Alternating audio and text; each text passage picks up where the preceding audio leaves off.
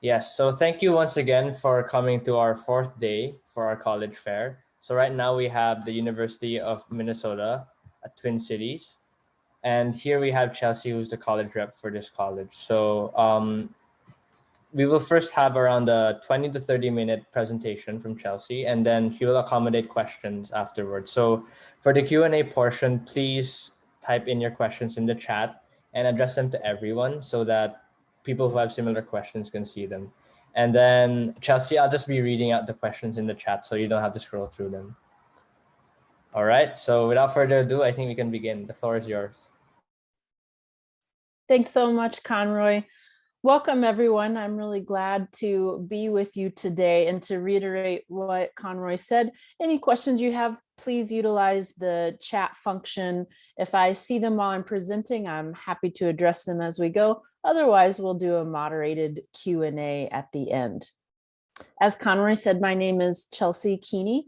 I'm the Associate Director of International Student Recruitment here at the University of Minnesota Twin Cities. I'm coming to you live from Minneapolis, Minnesota, first thing in the morning. So I'm really thrilled to be able to talk with you about what opportunities could await you as a student at the U of M. So let's go ahead and get going. The University of Minnesota is a really large public research one university. And by really large, I mean one of the biggest universities in all of the United States. You can see on the bulleted list on the right-hand side, the last one, more than 50,000 students on one campus who are studying more than 150 different undergraduate degree programs. We think this is such a benefit to you as a student because this volume of students, faculty, staff mean that there are so many different resources and opportunities for you to access all in one university. It also means with so many different students, you will get to meet people who are really similar to you, as well as, and maybe even more importantly, people who are so very different from you, coming from a lot of different walks of life, so that you can have this exchange of ideas, beliefs, and thought systems.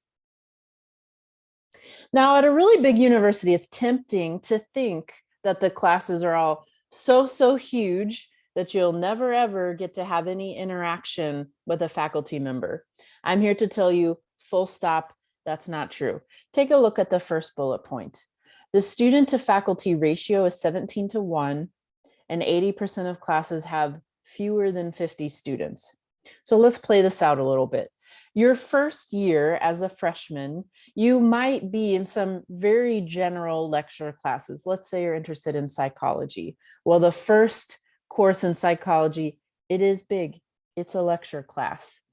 Let's say you're studying engineering, that first calculus or physics class, it's really big, it's a lecture hall. But as you progress through your degree program, think of it like a funnel, that the more specialized you get in your coursework, the smaller those classes become. Now, even in the really big classes, let's say you have a lab associated with it. By the nature of finite capacity of a lab, those courses are smaller. Or you may have a discussion group with a TA to speak with you about the material that the faculty member presented in your large lecture. So you are in a high touch environment where you will have access to faculty members, TAs, and of course, other students. We're so incredibly proud that we've had 26 Nobel Prize winners from professors, alumni, staff people. And we're very proudly a member of the American Association of Universities, or AAU, which is about 65 premier North American universities, mostly in the USA, but a couple Canadian institutions. And we're also a member of the Big Ten Academic Alliance, which is both about sports, the Big Ten Conference, but the Academic Alliance is the 14 member institutions who are really cooperative together. I would be remiss if I didn't reference the COVID-19 pandemic. I want to highlight the response by the University of Minnesota.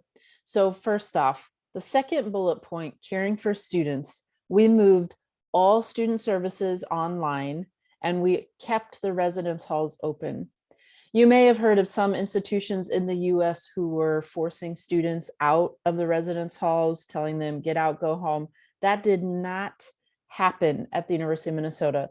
What our wonderful president, Joan Gable, said is, if you have a safe place to go during the pandemic, we encourage that. But if you don't, and the fact is, many international students could not leave, we kept them safe and sound in the residence halls. They had access to everything they needed. And again, we just moved our services online, hence why I'm at home with you right now.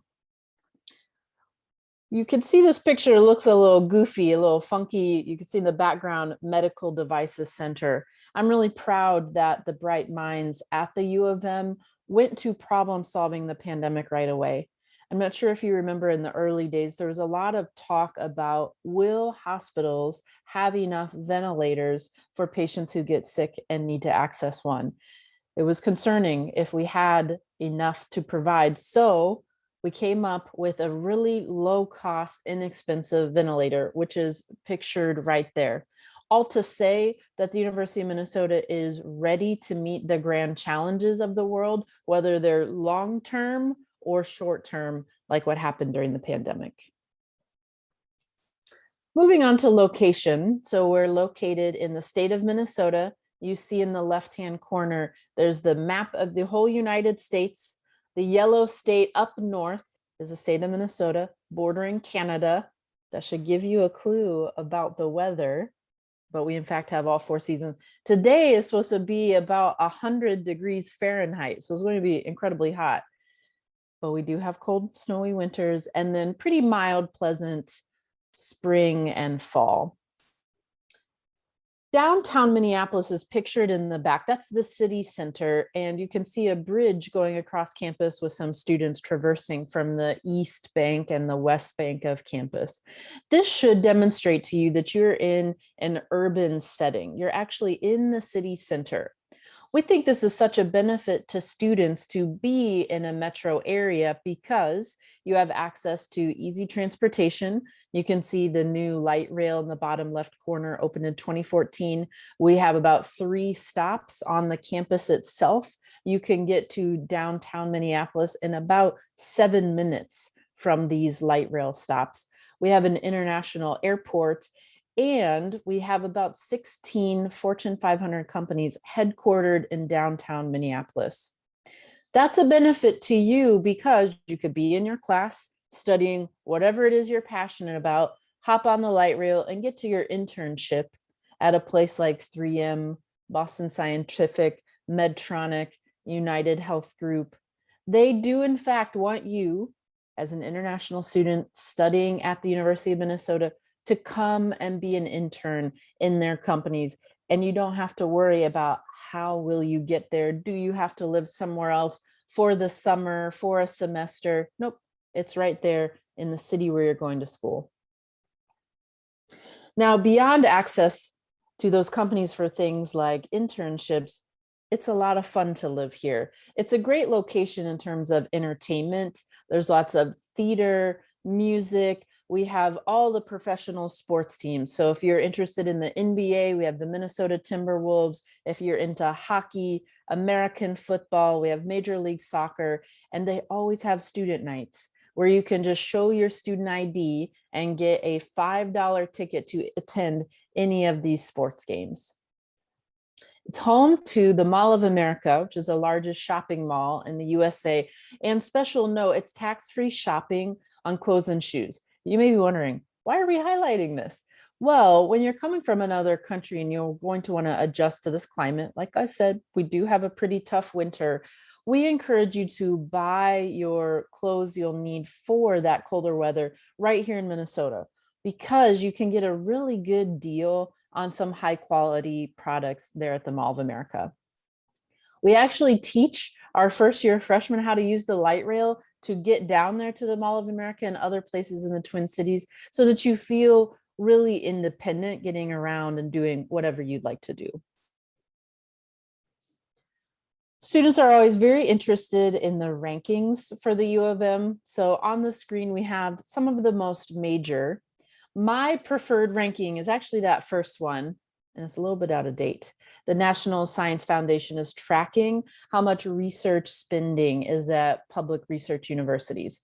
We're ranked 9th. That's actually going to increase because 955 million is out of date. The University of Minnesota has crossed the $1 billion mark in research spending alone. That's billion with a B. So you're thinking, what does that matter for me? I'm just a high school kid in the Philippines.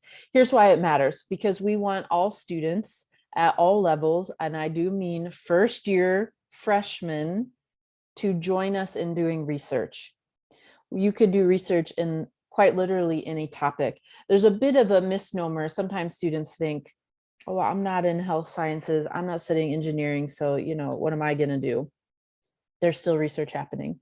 In fact, we have research in the arts and humanities, things like dance and theater. Of course, there's research in engineering fields, health fields, natural sciences, life sciences, research in business. It's truly, if there's a topic that you're interested in, we're already doing research in that field. So really think about how could you incorporate research into your academic program.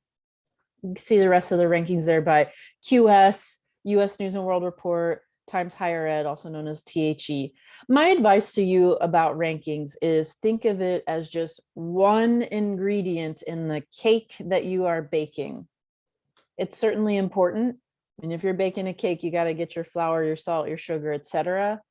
But it's not the only thing, and it shouldn't be the only factor in your decision about where in the whole world to go to college. There are wonderful universities in every country, whether it's the United States, Canada, the Philippines, the UK. So don't be thinking of just one factor like the rankings. So at the University of Minnesota, we have freshman admitting colleges.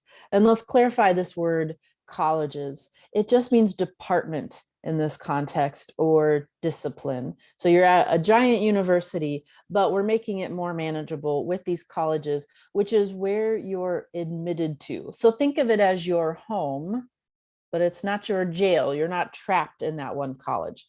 So for example, the Carlson School of Management is a top 20 undergraduate business school in the United States. It's where you'll find typical business majors: accounting, finance, international business, management information systems, or MIS. Next, we have the College of Biological Sciences. The key there, biology. It's where you'll find things like genetics, neuroscience, biology, microbiology. Next, we have College of Design, where you'll find programs like fashion design, graphic design, architecture, product design. We don't require any portfolio for any design major. So if you are interested in something like graphic, fashion design, or architecture, don't be worried about submitting any additional portfolio with your application. Next, we have College of Education and Human Development. So if you're thinking about becoming a teacher, elementary education, secondary education, special education, and human development, things like kinesiology, which is the study of how the body moves, sport management. What a cool major when you're living in a city with all professional sports teams for you to do an internship. Next, we have the College of Food, Agricultural, and Natural Resource Sciences. It's a mouthful, but the key there would be food and ag. So if you're thinking about food science, nutrition, ag business, fisheries management, environmental sciences, that would be your home. Our next college of liberal arts is the largest college at the U of M. That's where you find all of our humanities programs: psychology, anthropology, notably economics. Sometimes a university may put economics in a business school. At the U of M, it's in our liberal arts college. I encourage students to think of it as a theoretical math degree. That's what this econ program is like. It's actually one of the top ranked in the world, so it's quite good, but we're looking for students who have that really solid math background to join econ.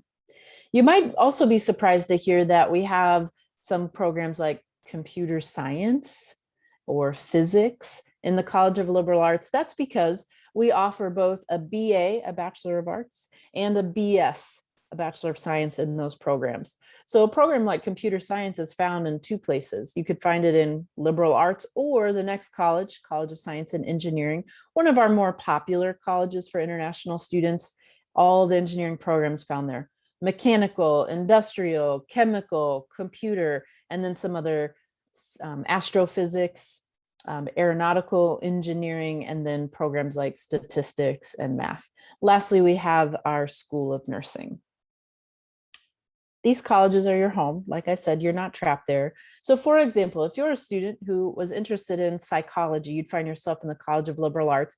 But if you're thinking, I don't know, maybe I like business, you would be very welcome to get, say, a business certificate from the School of Management. Or perhaps you're in the College of Science and Engineering and you're studying mechanical engineering, but I mean, you like art, you're an artist. You would be welcome to double major, major and minor in art, which is in the College of Liberal Arts. It's one of the benefits of US universities is this really flexible academic program. So thinking about you as a whole person who has more than just one interest. So it's not that you're just going to be a geneticist. We, in fact, are going to force you to take a variety of different courses outside of your major. And if you happen to love one of those, you could really think about double majoring or majoring and minoring.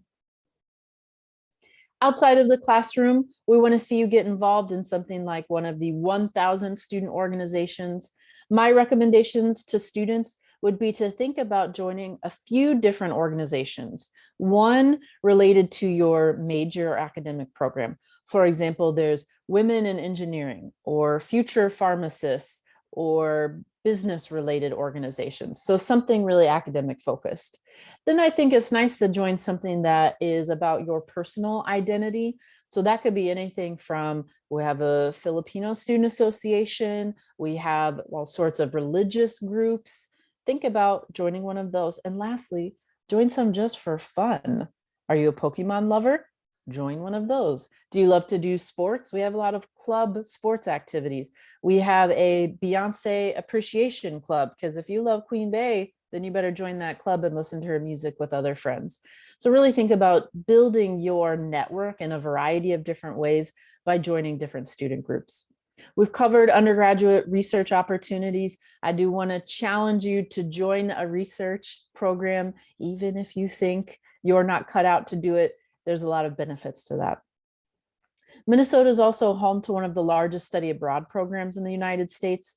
Now, what that means is smaller colleges and universities actually rely on the University of Minnesota to send their students abroad because we have such a robust study abroad program.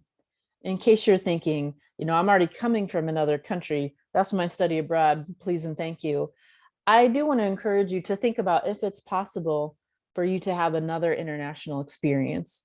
That could be anything as short as just 2 weeks in January, a month in the summer, or if you're feeling like you want to do a semester or a year abroad.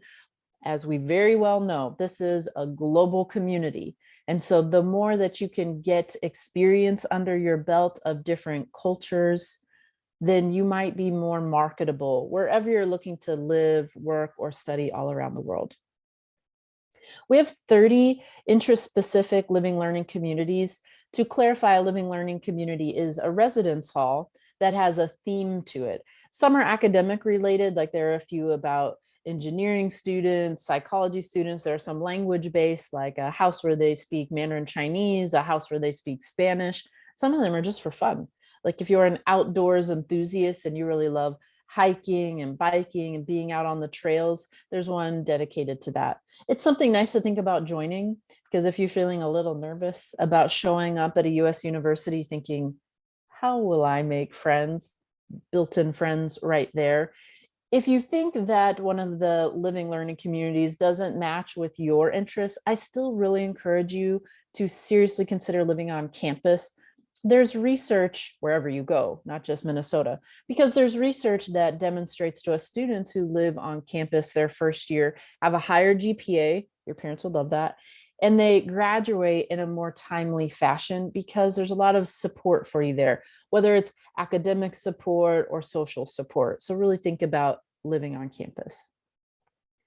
We have an international career consultant at the U of M, so they are very used to working with students who are studying on a non-immigrant visa, thinking about what does work look like for them after graduation, or thinking about other paths, whether you're taking OPT or going to graduate school. And then lastly, we have our 23 sports team in the Big Ten Athletic Conference, where the Golden Gophers, Sky Yuma row the boat. We're really hopeful for a successful athletic year coming up. Now, an all important factor, cost.